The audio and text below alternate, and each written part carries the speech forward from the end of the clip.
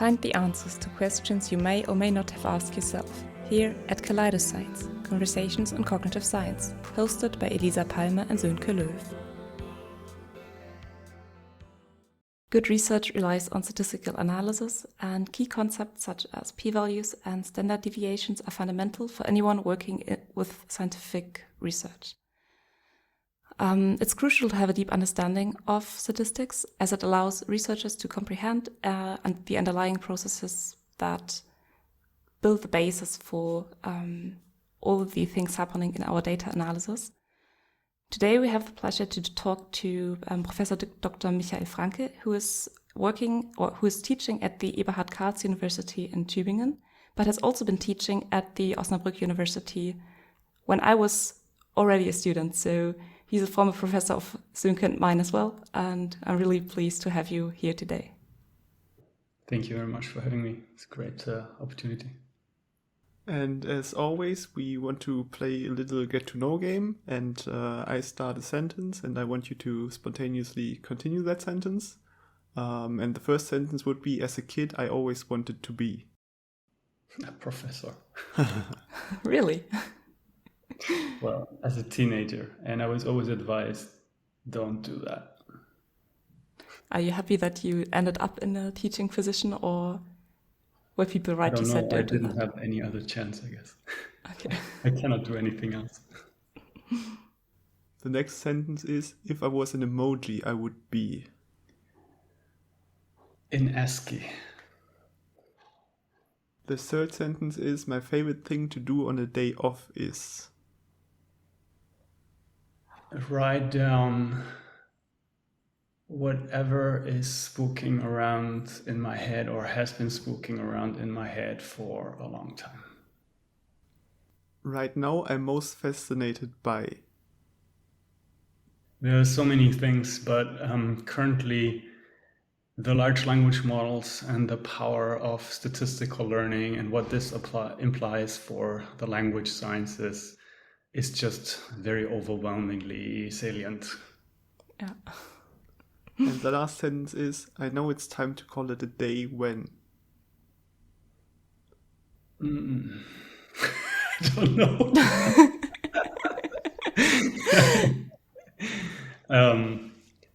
Okay. When the to-do list has been cleared. I mean, maybe that's something I could mention from the student's perspective. I remember getting emails really late at night from you when you were teaching classes at our institute. That was always... It was 2019, 2020. Is it the first time? Did you take statistics class with me? Yes, exactly. Statistics class? Yeah. This was the class that I did all-nighters for because I just didn't have the material. And it was horrible. Yeah. It cost me dearly. Normally I'm a morning person. Like I rather get up at 5 and start working there. But then the work is quite different. If I get up in the morning, everybody's still asleep. So I can concentrate and it feels like I can go into a zone of focused work. When I work late at night, I do that because I have to. I need it in the morning and I do that. And it feels like unorganized and chaotic. So I apologize for every late email I may have sent to students, but these were the times I try not to do this. I'd rather sit down in the morning, do some kind of meditative but high quality work, and then send emails at decent times of the day. But it's not always possible. It's interesting that you say that, because I had the impression that you were a night owl just at that time, because your emails tended to come quite at times where I slept already, which was fine. But I always thought, well, it's just interesting to now hear that you are actually more a morning person and morning working person than a night working person. Elisa has already mentioned that you were a professor at our university, at the University of Osnabrück, but you are now somewhere else. But can you maybe briefly tell us where your journey as a cognitive scientist started? Well, it started in Osnabrück because I did my undergraduate already in Osnabrück. after I tried to study biophysics in Berlin, but realized that I liked the physics, but not the biology so much. And then I learned about cognitive science. So I went to Osnabrück, and I actually think that was a really good decision in hindsight. I mean, I haven't explored many parallel universes branching off at that time, but as far as I can tell, it was a really good decision, and I still consider myself a computational cognitive scientist wherever I go. And after your bachelor's, did you also do your master's in Osnabrück? Did you do your master's elsewhere? No, I went to Amsterdam to study logic because I was really intrigued by classes that I took in Osnabrück on logic and meaning and formal semantics, because I kind of thought that this was very important also somehow for philosophy of science. I guess at some point we want to talk about statistics, and maybe I can already share this, that I felt completely overwhelmed by the way in which knowledge about the human mind was shared in textbooks. If you read an introduction to cognitive neuropsychology, for instance, you get a paragraph citing or summarizing 2 studies. And this was the way in which, cumulatively or whatever, cultural knowledge about the human mind was transmitted to young students, me at the time.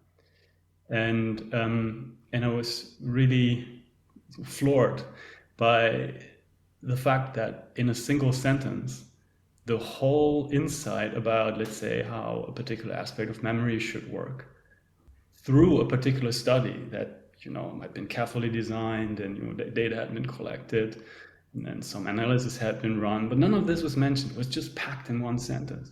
And the sentence itself was sometimes at least vague, sometimes even ambiguous, possibly even misleading.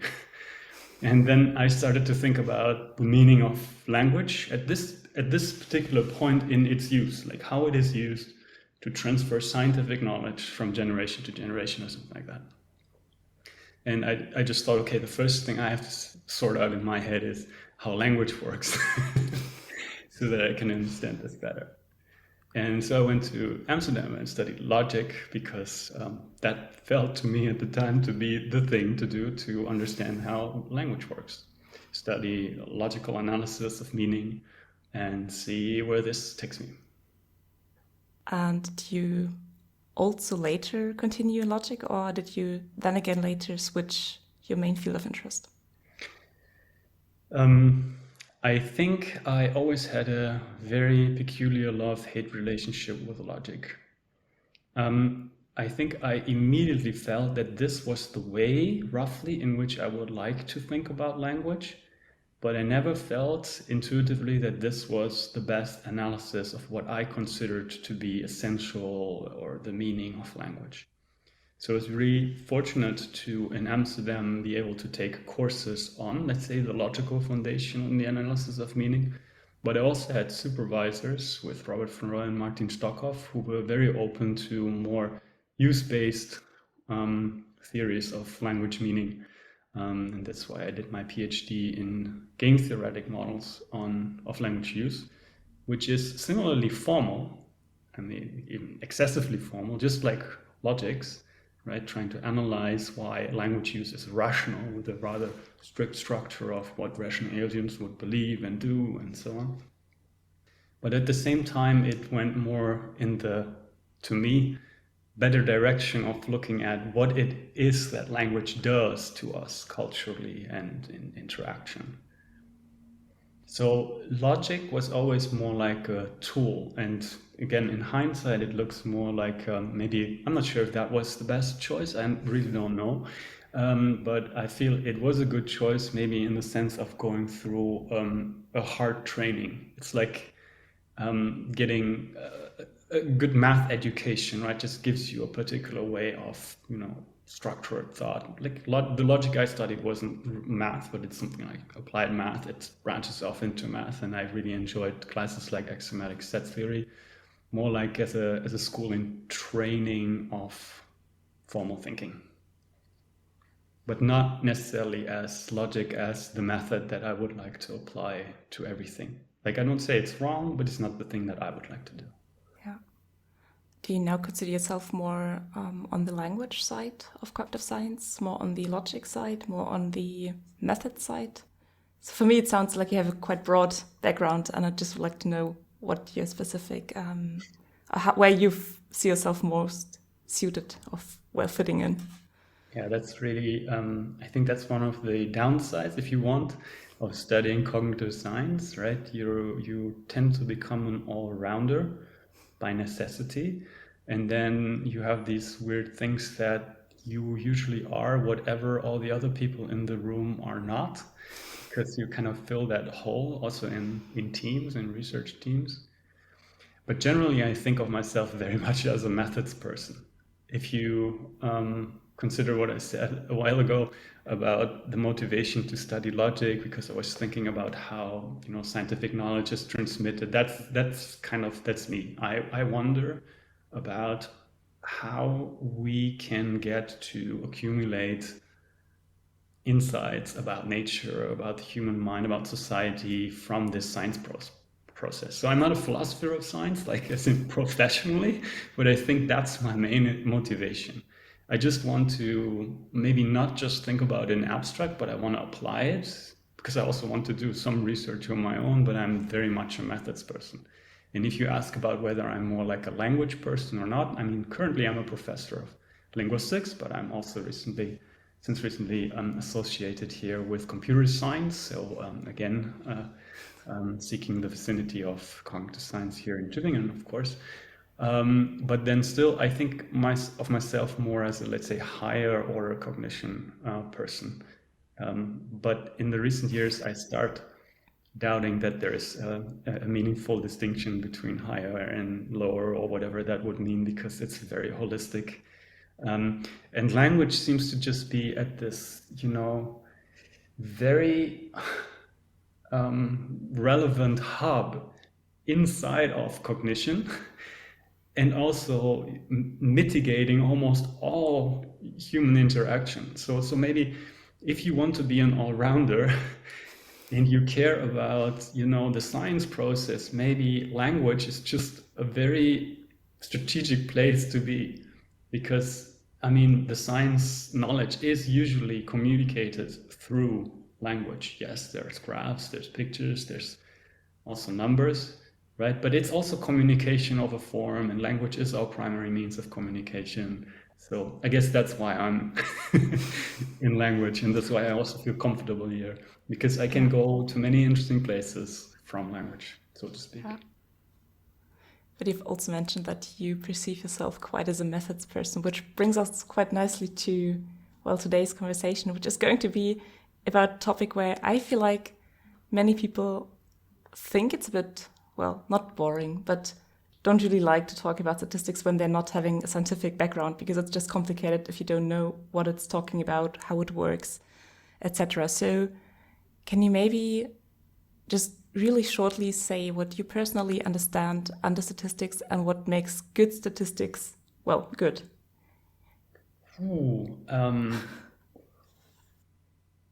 What makes good statistics good? I would like to defer that question, if I may.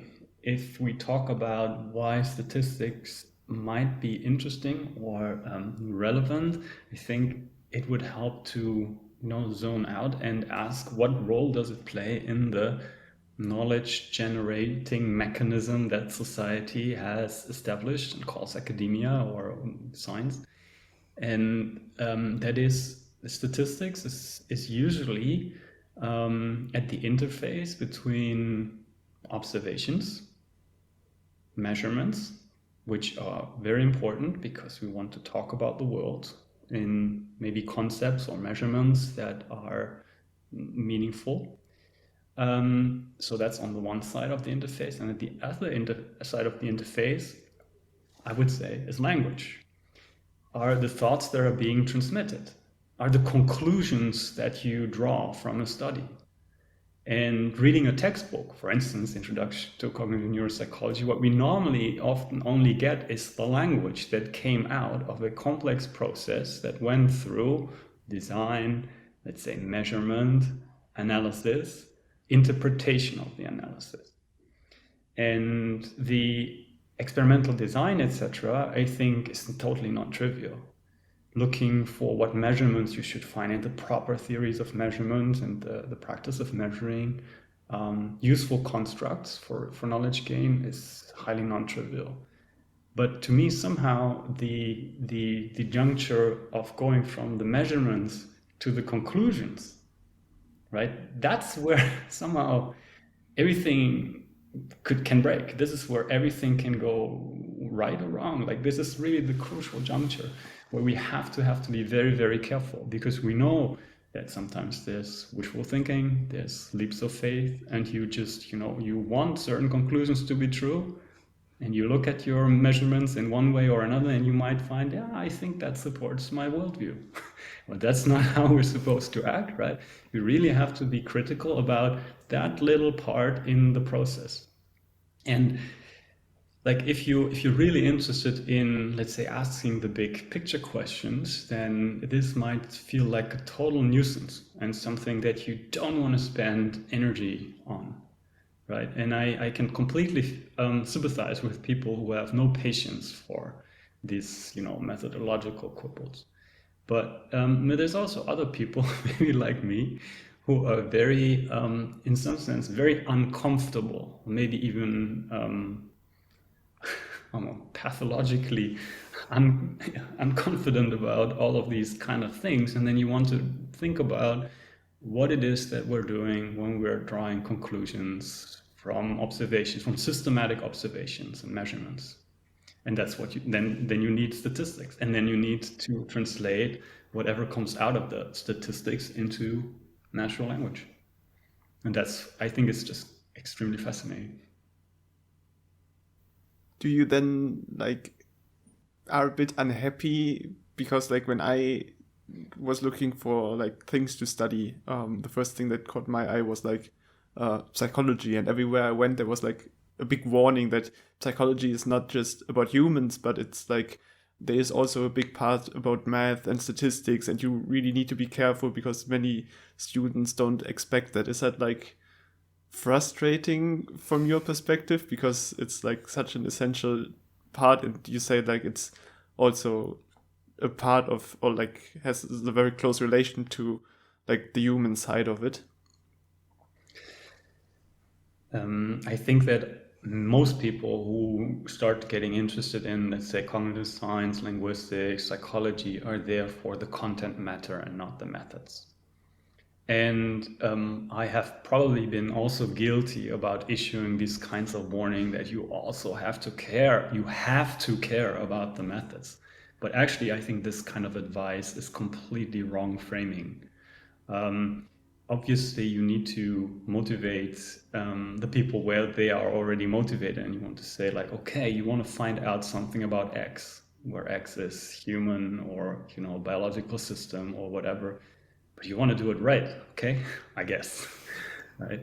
And then basically motivate why you need that, and then maybe you won't, make passionate statisticians out of everyone, but at least to appreciate the importance of the field, and also, and that's maybe even more important, the absolute importance of thinking critically about the practices over and over again. And not just, the moment you say, well, we also have to do statistics, it becomes this established thing that you just need to do because professor says so. And you don't question it. You want to get it over with as soon as possible. Take one course and click some buttons, get a p-value, hooray. But that's obviously not cultivating the right attitude. But if you say no, you want to be a holistic, well-trained and critical researcher, right? Because you care about the output of what you produce. Well, it just so happens that this is very, very difficult and involves many, many steps. Design, measurement, stats, it's just one of those things, right? And maybe another interesting truth is that in most empirical work, it's teams working on these things, right? For good reasons. So I think that's also a very important thing to keep in mind. Nobody has to be an expert on all of these aspects. So that's what teams are for. Science is a team sport, like not only at the level of a paper or one publishable unit, but also at the level of larger communities. So maybe it's also no problem somehow at all if we really care about the matter, about the product that rolls out, like insights or progress or better understanding or better conceptual vocabulary, better methods of helping people, let's say in psychology, applied psychology, right? To have published a paper that turns out to be methodologically flawed. Well, what's the like? You have to talk about reputation there, but eventually, like as a wholesome scientist, you might actually say, like, I'm really grateful to be part of this self-correcting community that has pointed out that we made a mistake. So, and therefore prevented false knowledge to be spread. Right?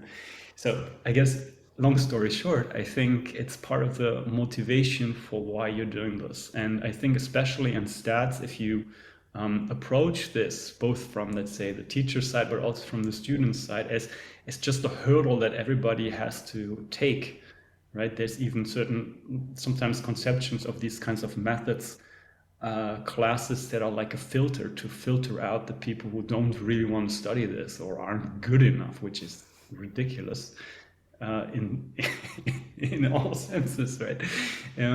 You just have to find the right motivation, and maybe we should be teaching stats. I mean, teaching stats is a big issue of its own, I guess, more in an applied way. Because I think, from personal experience, the only moment where I started caring about stats were where I needed them, not for the exam. Yeah. Right. So for instance, then if you have student projects where people actually care about their outcome being correct and validated, supported by the data, that's probably where they will start seeing the importance of stats, and that's where they also would be motivated to learn more about how to do it correctly. I can actually connect to that quite well at the moment, because I'm currently planning how to best do the statistics for my master's thesis, and I'm like, well, yes, now I need it. Now I see why it's super interesting and why I should think about it more. That especially in classes when you have to do it, it's often, or at least for me, it was often really demotivating, because then it's just, I have to learn that now, but I don't see why I should need that later on. You've already mentioned that we should be aware of not getting to the conclusion we want to get from statistics. How can we avoid to just get to the conclusion we want? Because I don't know if there's the saying also in English, but at least in Germany, we sometimes say, don't trust any research you didn't make up yourself or you didn't manipulate yourself. Like, what should we think about when doing research, when reading research as well, and how far that statistical approach was valid or not? Essentially, this is a big social and psychological problem that you probably can never completely, eliminate. Everybody's research is not happening in a vacuum. We are not, like, nobody is entirely free from the pressure of actually having successful research, or whatever that would mean. And usually it means having cool new findings that people find interesting and that could change the world, ideally for the better in some sense. So there will always be the element of wanting to have a certain outcome, because most of the times one of several outcomes is more interesting in whatever way, more relevant. I think the more we are, first of all, everybody has to be aware of this. We also should be very aware of confirmation bias, which is also apparently something that's deeply ingrained in human nature. So we look for confirmation more than for refutation.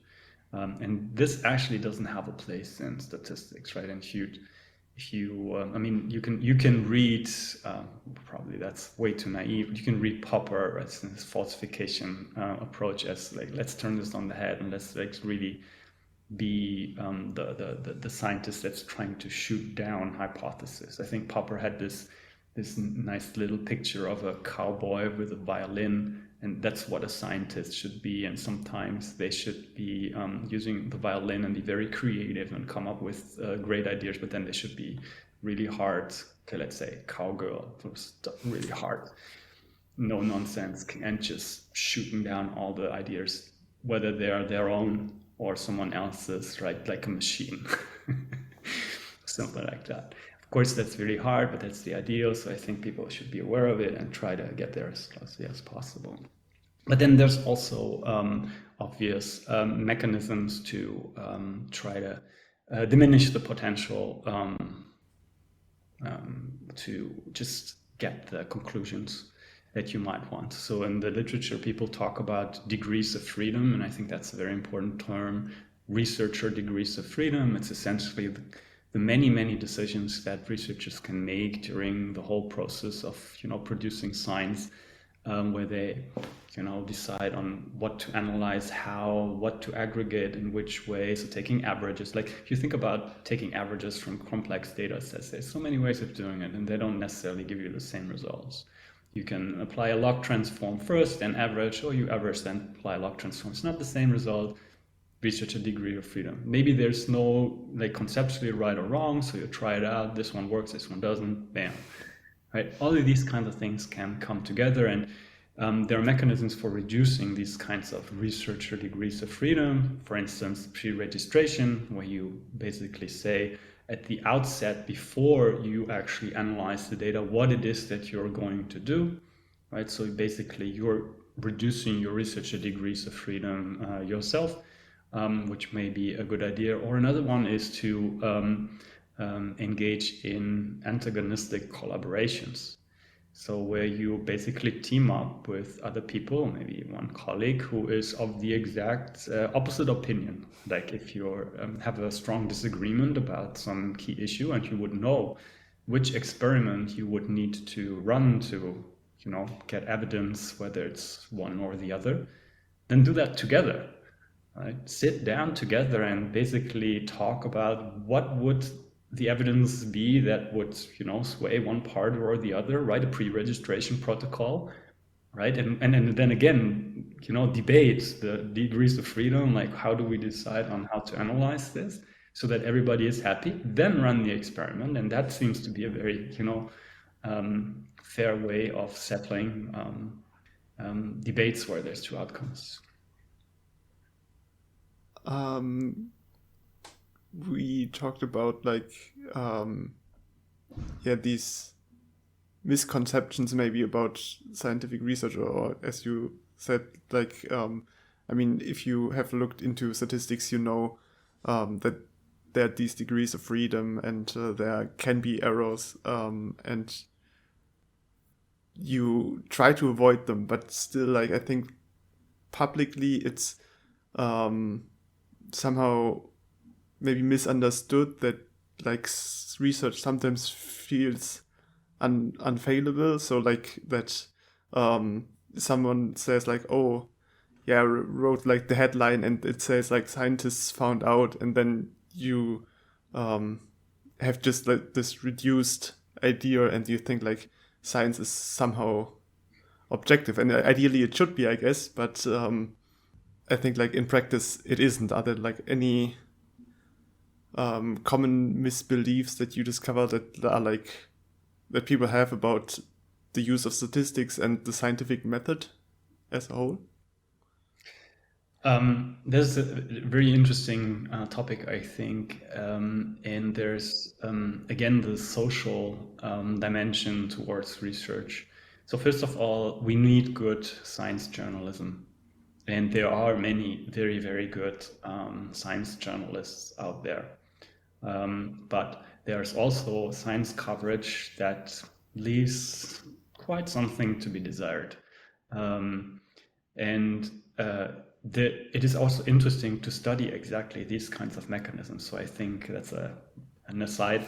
This is quite an interesting route for research, for instance, simulation studies on how false beliefs spread through scientific publications and but at the heart of it, I think, is again something that also happens at the individual level, but then on a grand scale, and that is the public perception of science. And behind many misleading representations in bad science journalism is this lingering false view of what science is. And I think the false view is something like this. There is some demigod-like creature called scientist, and she runs her experiments, and then she does this in a meticulous way so that everybody else will just stand back in awe and think like, wow, that was a cool experiment.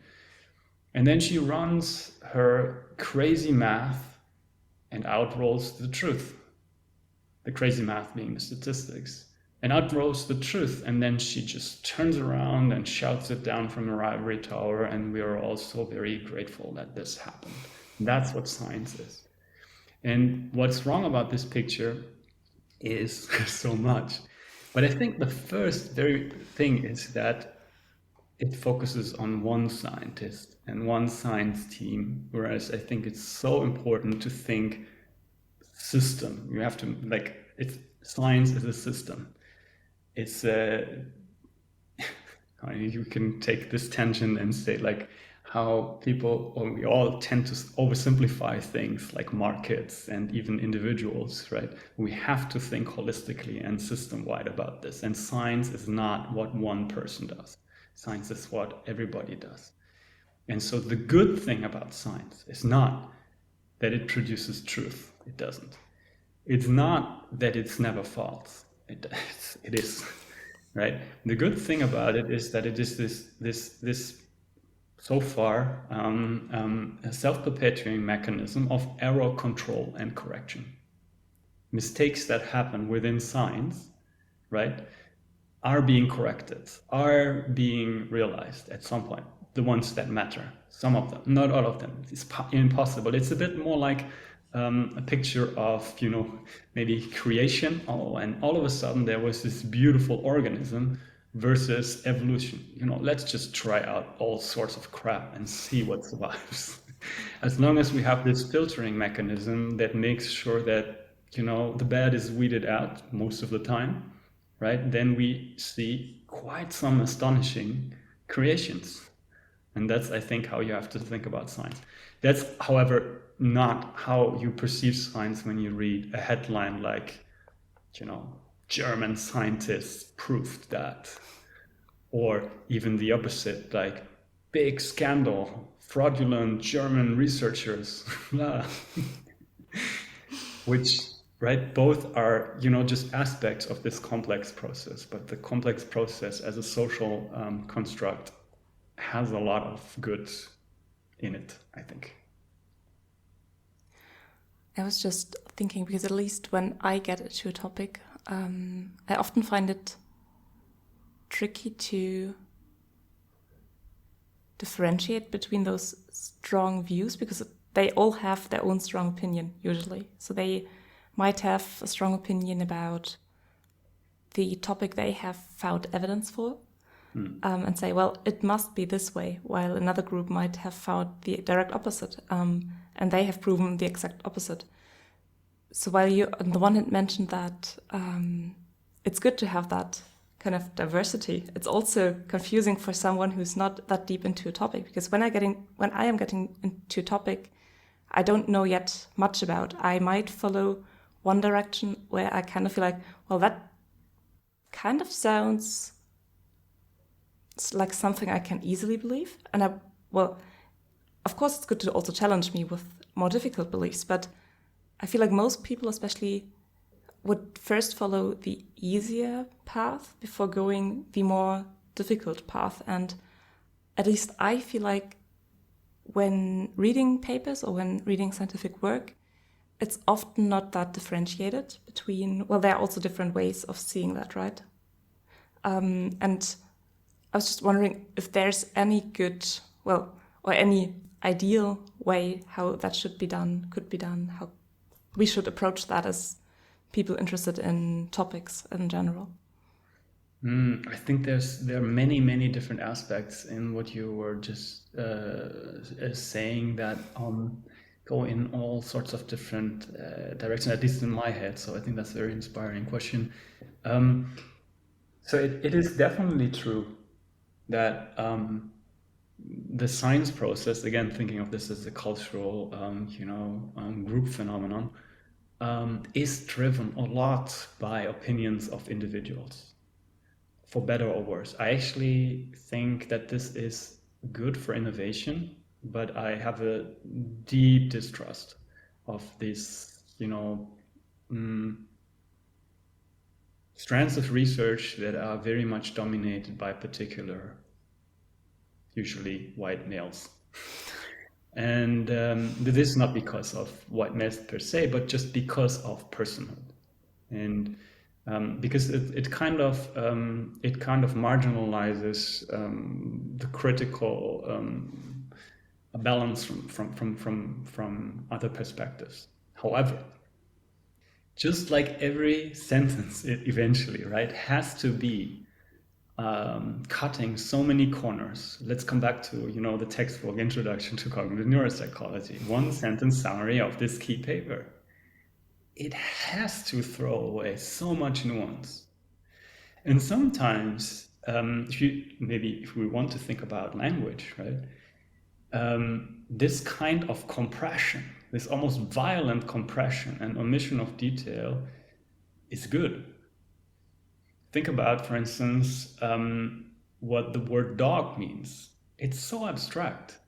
It doesn't talk about fur color. It doesn't talk about smell and all of this kind of stuff, but it's sitting like in a conceptual space that makes it really useful, like because of its natural kind, of course, right? But it's at such a high level of abstraction that you could say like the concept dog is so removed from reality because it leaves out so much.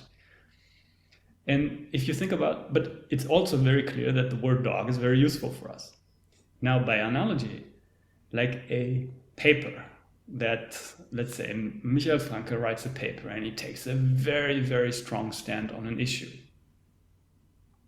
Then, irrespective of the fact whether Michael Franke actually believes this, let's leave this out of the question. This paper might be, just purely hypothetically, really helpful for communication, for spawning the discussion, even though it leaves out a lot of nuance and just gives you an anchor to structure your thought around. This is actually also how I like to think about statistical models, an anchor to structure your thought about as an aside.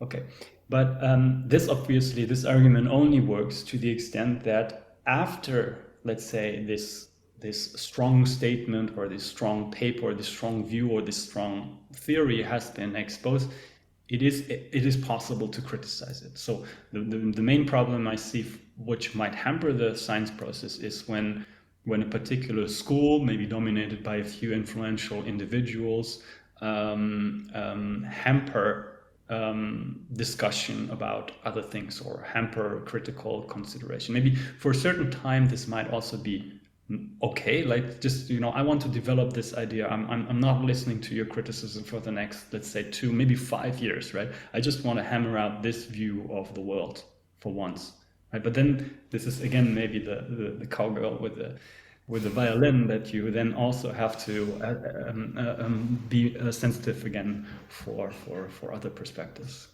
But it's very hard on the individual level, right? Very, very few scientists have had the opportunity or then maybe the stamina to change minds entirely. Coming back from the individual level to like science as a community, there are like certain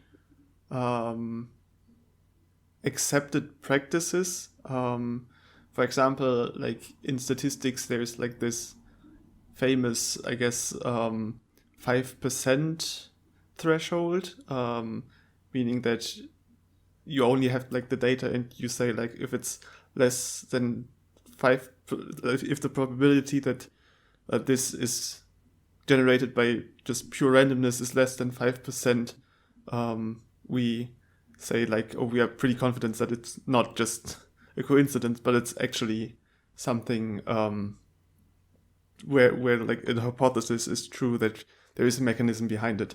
Are there a lot of these like preconceived notions, and like are there ways that we have to critically question these concepts, or is that like that's the best we can do and we have to accept it and only do like research within these borders, or is there like potential to improve science for the future? There's definitely a lot of this kind of quasi or actually explicitly conventional stuff in statistics. But again, I think it's the same in, maybe not the conventional stuff, but it's very similar to the kinds of concepts that we have in our head and the kind of language that we use to communicate scientific findings. All of this is kind of dictated by conventions, and at all levels. Obviously, we should always, like at a certain, you can never doubt everything at the same time, and you should never just do nothing else but doubting and thinking like, can I optimize this? Can I optimize that? But on the other hand, right, there comes a time where you should scrutinize and reflect on every bit in the whole process, and so for stats. So when we reflect back on different conventions that have been with us for a long time in statistics, the conventional 5% significance threshold is one of the things that people could also criticize. Some people have argued that you might want to look for maybe a more nuanced measure of Bayesian uncertainty. Others have argued that you might want to lower this threshold to something maybe 1% or just 0.1%. At the end of the day, however, for instance, this debate is about what we want the statistics to really do. And I think here it is really interesting to talk about what we do with this p-value or with the significance threshold. And the whole idea behind it is that we set it up in such a way that in the long term, we can correct the types of errors that we'll make in the science process. That's where the 5% come from. A particular type of error for a particular type of analysis will occur with maximally 5% chance in the long term, if everything else is perfect, so to speak. For instance, if the models that we're using to analyze our data are actually correct, which is highly doubtful, and so on. And then it's also interesting to see why you want to do this. This is because the conclusions you draw from your research are then binary. Again, throwing away nuisance. You're basically asking, should I reject the null hypothesis, right, or not? And that's your binary decision. And it's based on this binary decision that you then care for, let's say, long-term statistical error control. But in the real world, you might also doubt whether in all cases we do this kind of decision-making. In a lot of research that I care about, which is maybe more foundational, let's say again, cognitive neuroscience, psycholinguistics, linguistics, what kinds of actual decisions do we make, right? It's not as if I read a paper and then, actually decide whether to accept or reject or whatever. It's actually a more cumulative evidence accumulation process, I think. So now we're at the heart of maybe recent developments in stats. Your question was, should we reflect on this? I think yes, it's always good every now and then to reflect all the steps in the science process. There have been quite a couple of terms we might at least briefly touch upon to kind of not lose listeners. So can you maybe just in really, really short terms explain what a null hypothesis is, what Bayesian analysis is, and maybe also just super briefly state again what the p-value is, just in one sentence each, if you can make it in one sentence. You can also make long sentences, but... Okay, where to start? Bayesian analysis is analysis that essentially looks at data analysis from the point of view of a rational agent. The rational agent has certain beliefs, They might not know, for instance, whether a particular drug has an effect or not. And they may have, let's say, initial so-called a priori assumptions about whether the drug has an effect or not. They might, for instance, have no idea. So it's 50-50, I don't know. And then they make an observation, which is actually an aspect of the experimental data or observational data that we care about. And then what we are basically doing in Bayesian statistics is we are modeling the belief update of this agent. So before seeing the data from this experiment, I was completely undecided whether this drug works. After seeing the data from this experiment, given my model of the data generating process, this is another technical concept, essentially given the statistical model that I'm using, it would seem to me, as a rational agent who has now updated their beliefs, 10 times more likely that the drug does not work, or the other way around, right? And Bayesianism, or Bayesian data analysis, tries to essentially formalize the uncertainty that these agents might have before and after seeing the data. And it gives you quantities that can be, for the most part, interpreted based on intuitions about what, let's say, idealized rational agents believe. The more predominant school for most part of the 20th century is different in statistics, and that's it's called frequentist statistics, and it is there are many versions of it, and it's certainly a crude oversimplification if I say that it's always using p-value. It's not true, but a lot of this work in applied work uses the concept of a p-value, and here the idea is slightly different. So let's go back to our example of wondering whether a particular drug worked and having some data that might tell us something about it. Whereas the Bayesian agent in the beginning would say, I don't know whether it works or not, right? But then I update my beliefs with the data. The frequentist logic is different. It says, let's assume there is no effect of the medication, the treatment. So it's basically engaging in some kind of thought experiment. Let's assume it doesn't work. And then let's look at the data and then wonder, well, if the drug really didn't work, would I be surprised by this data? You can actually also formulate this entirely in terms of a rational agent, adopting a particular hypothesis and then trying to test out whether what they saw is compatible with this. And I think actually in real life, we do both of these things in different types of situations, right? So if you think about this, what an agent does, what we do that. Let's assume, that these people are actually in love with each other. Would they behave in this way? No, therefore they're probably not in love with each other. And now for science, let's assume the medication has no effect. Let's look at the data. Well, that's really surprising in a quantifiable statistical sense of surprising then, right? So probably it does have an effect. This is roughly how the logic would work. And then the p-value comes in at this level of quantifying how surprising is the data given my assumption of the drug has no effect, for instance, right? And this where the 5% come in, and the 5% come in as saying, like, if it is given my assumption, if something as extreme as what I've seen in the data would happen only in, let's say, 5% of the cases, I would consider this very extreme from a statistical point of view, very surprising, like beyond 5% surprising. In 95% of the cases, I would expect something that is more in line with my assumption. And this is the threshold that you then use for statistical decision-making in the frequentist paradigm.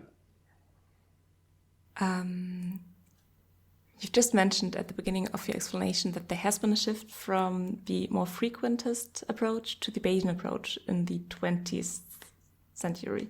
Can you explain why that happened? And, well, if we should all just get Bayesian statistical experts now and should just throw all the other stuff away?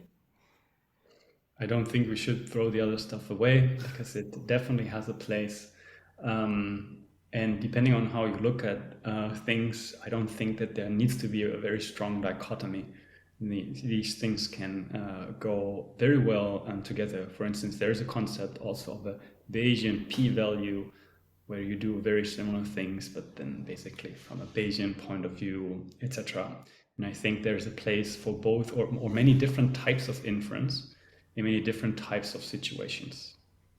So it's probably very crucial to think about what the right statistical tool is every time you have a research question, and to think about really what's the best way of addressing this research question.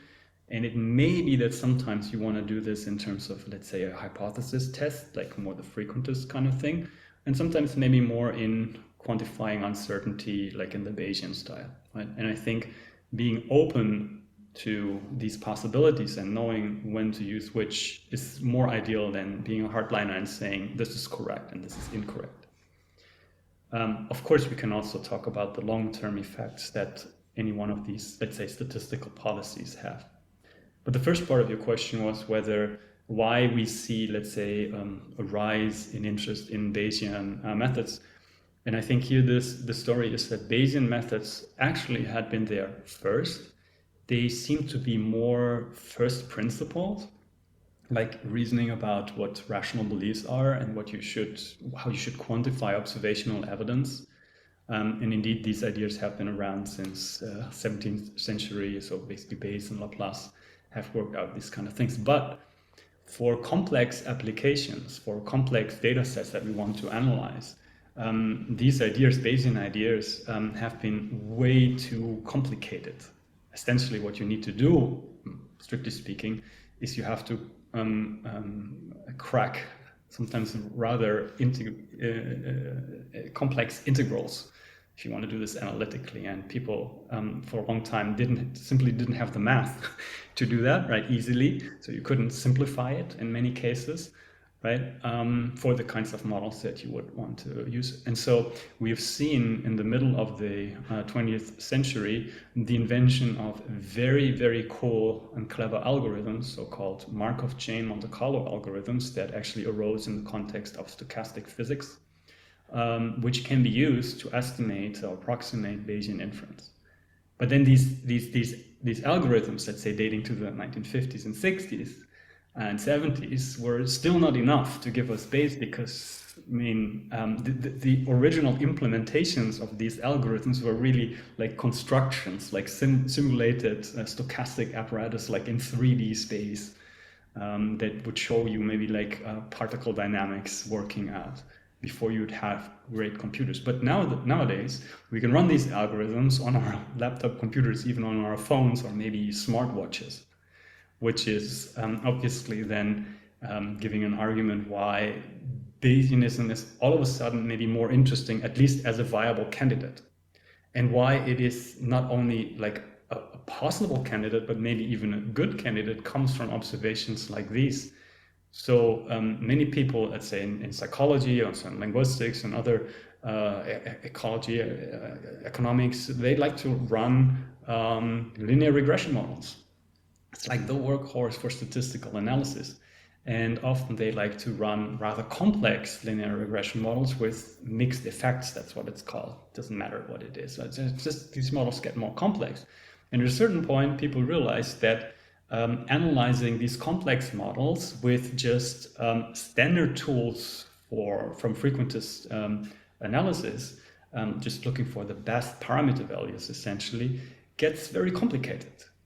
And doing this in a Bayesian way is actually more robust, can often allow you to run the models that you want to run, where by doing it in another way, in the more frequentist way, would not be possible or give you problems. So it's actually now completely turning around. It seems like the methodology, or like the algorithms and the compute that we currently have, make Bayesianism attractive from a practical point of view. It's not even conceptually that people think, oh, God, this is the better idea. We all have to do that. And with that, I think we come to the end part of our interview. And we have talked about that the scientific method is really important for science in general. But in the beginning of the interview, you said like the downside of being a cognitive scientist is that you have to bring to the table what the others kind of don't bring. Do you think that makes good scientific practice and statistical analysis especially relevant for cognitive science? I don't think that's exactly what I said. I said, like, whenever I'm in the room, I feel like I'm what everybody else is not, just because everybody else is, so much more of an expert in all these fields. I think that it need not be the cognitive scientist's job to bring in the methods per se. I think a dedicated methods expert who has studied whatever it is that you need, maybe even actually stats or machine learning, or maybe a more experimental, like focused experimental discipline, for instance neuroscience, could be actually the better person there. But what the cognitive science team member would definitely bring is the general language and the possibility to talk to everyone. And maybe this feels like, why do we even need a person like this? But I can tell you from many team meetings that sometimes it can be very helpful if, Smith says such and such, and then Miller goes, what? And then you say, whoa, hold on, guys. I think you are actually talking past each other, or you mean the same, just in different words. That's one thing. But also in actually connecting the results to a, broader, spectrum of what we know about how humans solve problems, memorize things, and spend attention to certain things. It's very, very useful. And after having listened to this episode, what should people take home about statistics and methods? What's like the key take-home message they should learn? Not to be shy, to do it. It's not like you can say, oh, that's math. I'm not good at math, so I don't do it. Because it's actually more philosophy, and we can all do philosophy, right? And to actually try to see the purpose of it in the practical decision-making context where you're actually in, and also not to be afraid of failure. Failure is definitely an option, if there even is such a thing as failure. If you think of the science process as being cumulative, and the game is not to produce the truth with the one correct analysis, then this takes a lot of pressure off the cooker. And it's good to, do something to the best of your knowledge right now, and think later, okay, I could have done better. This happened to me many, many times, and it has happened to other colleagues that I highly respect, and they say the same. The analysis that I used 4 years ago, I might not want to use again. But that doesn't mean that I shouldn't have written that paper back then, even though this insight would have been there somewhere. It was just not inside of me. But that should never prevent us from actually doing it, as long as we're not ashamed, to correct ourselves and improve in the future. Thank you so much for making this really good statement, because at least I feel like it's quite intimidating to start writing and researching and always realizing, oh, well, there are other people who have done that better. But I think what you've just mentioned resonates with, there will always be people who have another point of view, who might have done it better, and it's always okay to learn from what you have done. So thank you very much for talking to us today and for taking the time. It was really a pleasure to have you as a guest, and I hope you enjoyed it as well. Yes, it was very nice. Thank you very much for the pleasant conversation. Thanks for listening. When you enjoy listening to us, the best way to support us is by following us on your chosen podcast app. This could either be Spotify, Google Podcasts, Apple Podcast, Amazon Music, or the website of a Cognitive Science Student Journal. Another good way to support us is by following our Instagram account, which is called kaleidoscience_pod. On our Instagram account, you will also get regular information on the next episode. Thanks a lot for supporting us. This was Kaleidoscience, hosted by Elisa Palmer and Sönke Löw, produced by Alina Ohnesorge, Elisa Palmer, Sönke Löw and Sophie Kühne, produced in collaboration with the Cognitive Science Student Journal. The music was produced by Jan-Lukas Schröder. The logo was designed by Annika Richter. Thank you for listening and joining us on our journey through conversations on cognitive science.